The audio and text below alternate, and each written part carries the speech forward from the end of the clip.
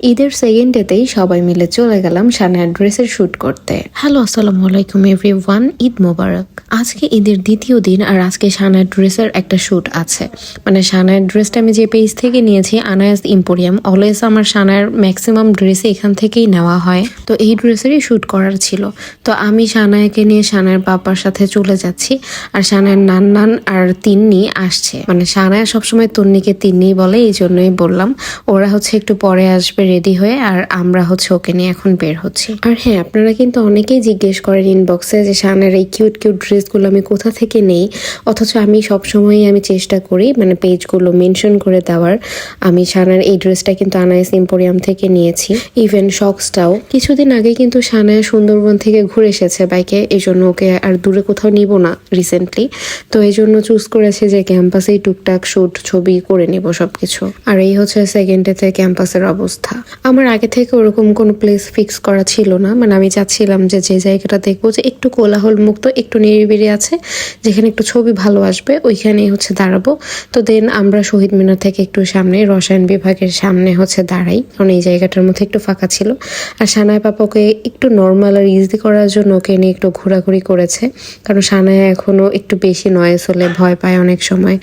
এটার রিজন হচ্ছে সানায়া সবসময় আমাদের সাথেই থাকে, মানে ফ্যামিলিতে যারা যারা আছি।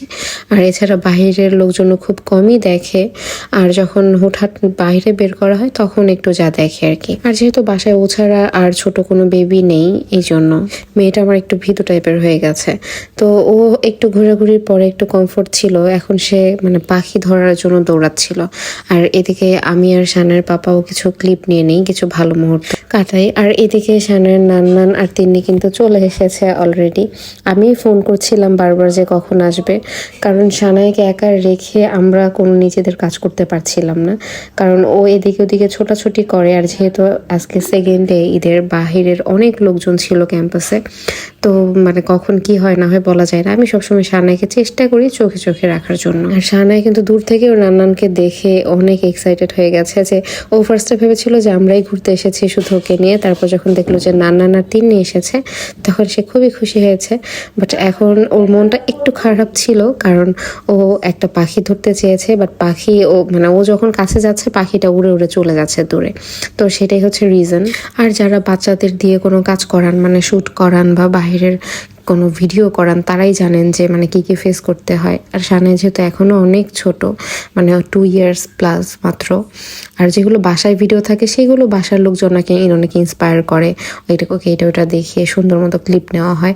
আর বাহিরেও সেই সেমটাই। আর মাশাল্লাহ সানায়ের কিছু ভালো ভালো ছবি আমরা ক্যাপচার করতে পেরেছি, ইভেন ভিডিও কমপ্লিট মোটামুটি। তো এরপর হচ্ছে অনেকটা সময় পেরিয়ে গিয়েছে, এই জন্য সানায়ের নানান সানাইকে নিয়ে গেছে কিছু খাওয়ানোর জন্য।